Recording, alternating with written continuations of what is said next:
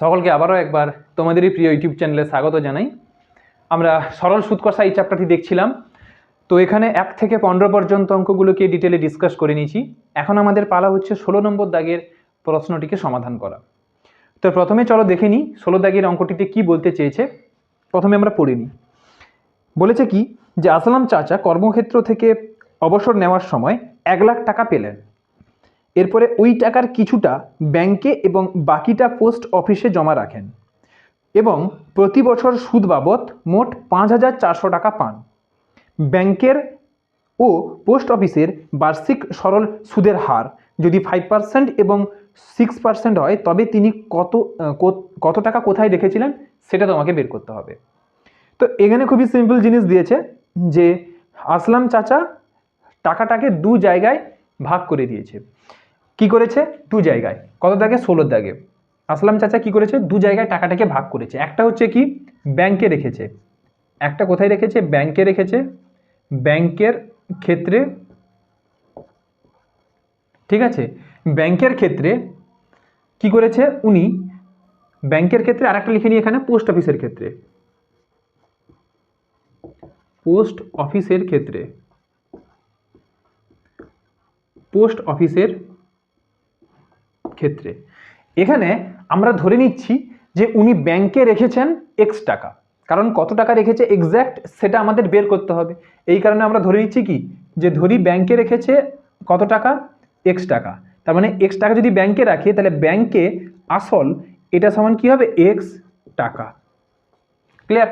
তাহলে 1 লাখ টাকার থেকে যদি এক্স টাকাটাকে বাদ দিয়ে দিই তাহলে পরে থাকবে কোথাকার টাকা? পোস্ট অফিসের টাকা। তাহলে অতএব লিখবে কি, ধরি যে পোস্ট অফিসে যে টাকার পরিমাণটা এটা হচ্ছে 1 লাখ, মানে 1 এর পরে 5টা শূন্য মাইনাস এক্স, এত টাকা। ক্লিয়ার? ব্যাংকের ক্ষেত্রে আসল, পোস্ট অফিসের ক্ষেত্রে আসল পেয়ে গেলাম। ব্যাংকের ক্ষেত্রে আর এটা দিয়েছে কত বলো? বার্ষিক সুদের হার 5%। কত দিয়েছে? 5%। আর এখানে বার্ষিক সরল সুদের হার পোস্ট অফিসের ক্ষেত্রে 6%। এখানে সময় দিয়েছে কত? 1 বছর। কি করে পেলে? পাচ্ছি এইভাবে যে উনি প্রতি বছর সুদ বাবদ পাচ্ছে 5,400 টাকা। তাহলে আমাদেরকে সুদ বের করতে হবে 1 বছরের। প্রতি বছর মানে কি 1 বছরের। তার এখানেও টি কত হবে বলো? 1 বছর। ক্লিয়ার? এবারে লিখবে কি, অতএব আমরা জানি,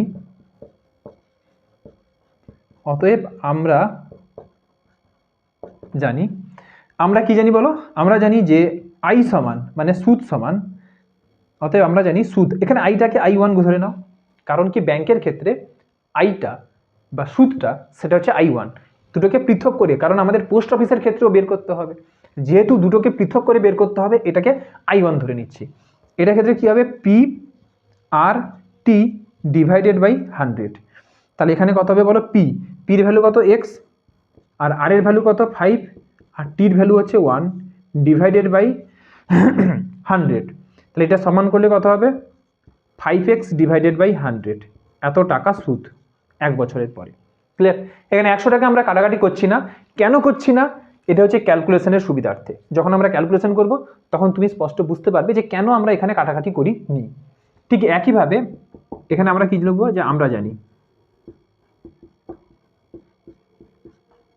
আমরা কি জানি যে I2টা মানে কি? পোস্ট অফিসের ক্ষেত্রে সুদ। তাহলে I2 সমান P R T divided by 100। এখানে পির ভ্যালু কত দিয়েছে বলো? 1 lakh minus X into 6 into T মানে 1 ডিভাইডেড বাই 100। এখানে করলে কত হবে বলো? তোমার 6টাকে এর ভেতরে গুণ করে দাও, মানে 6 lakh minus 6x divided by 100, এত টাকা। ক্লিয়ার? তাহলে I1 আর I2 পেয়ে গেলাম। ব্যাংকের ক্ষেত্রে সুদ, পোস্ট অফিসের ক্ষেত্রে সুদ পেয়ে গেলাম। এবারে প্রশ্নে তোমাকে বলেছে কি, অতএব যে মোট সুদের পরিমাণ, বার্ষিক মোট সুদের পরিমাণ তার কত টাকা হচ্ছে, মানে I1 প্লাস I2, এটা দিয়েছে তোমাকে প্রশ্নে 5,400 টাকা। তাহলে লিখবে কি, অতএব শর্তানুসারে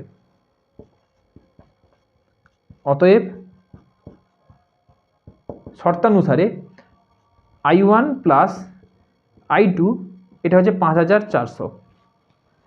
এবার লিখবে কি বা I1 মানে কত 5x/100 প্লাস 6 lakhs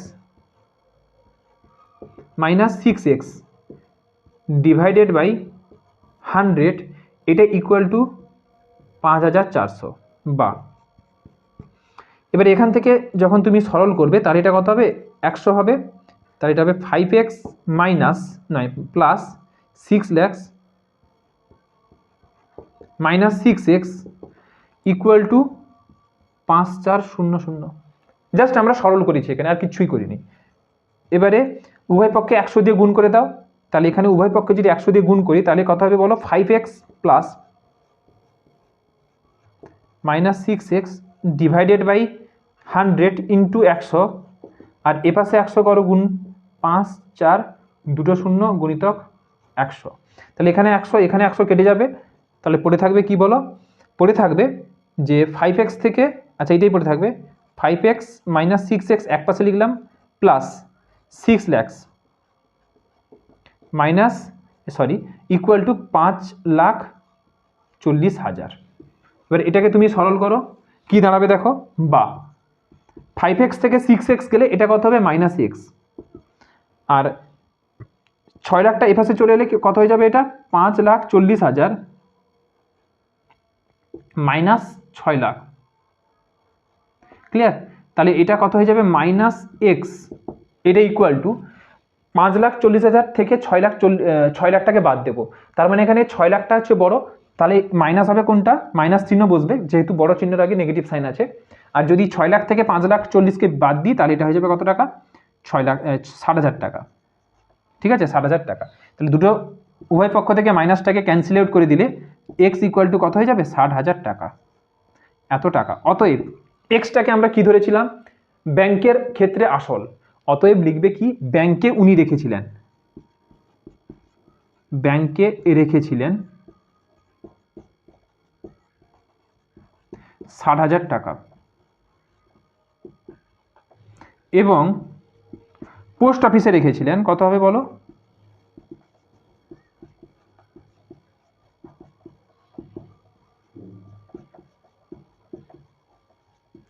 এটা হবে 1 লাখ